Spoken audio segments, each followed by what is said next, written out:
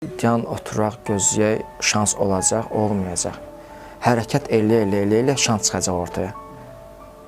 Təbii ki, elə qapı var ki, heç vaxt açılmır.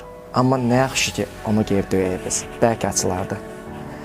O qapını döymək lazımdır. O bizim açılmasın. Amma qocalanda biz deyəcək, o qapını mən döydüm. Açılmadı, amma döydüm. Mən Əzbər Qasımov, Lavsiz restoranının qurucusu və sahibkarı. Restoran sayəsən necə və hardan gəlmişəm.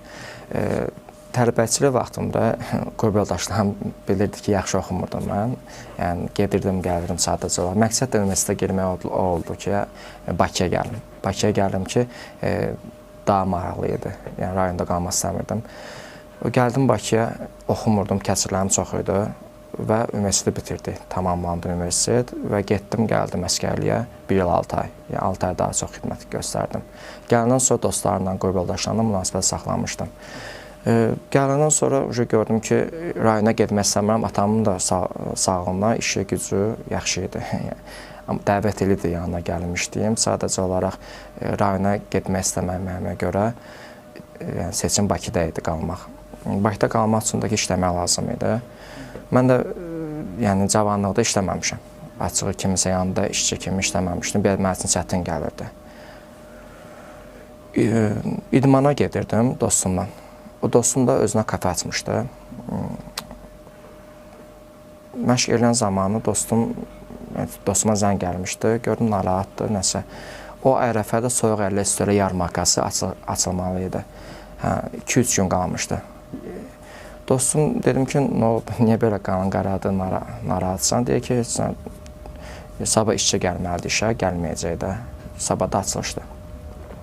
Açılışdı, yəni sabah gəlmir, mənə pis vəziyyətə qoyur.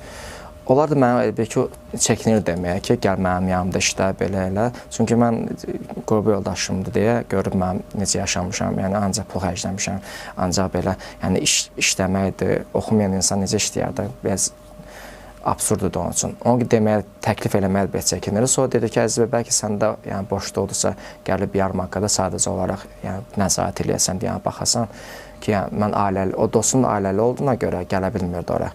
Səhərdən axşama kimi qala bilmirdi.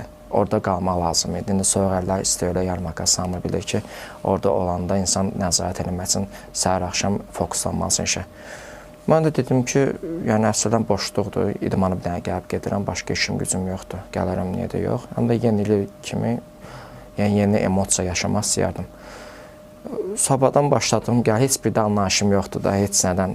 Soyuq əllər onda heç mən bir dəfə olmuşdum, olmamışdım da. Yəni heç ağlımın ucundan keçməzdi ki, yəni soyuq əllərdə işləyəcəm.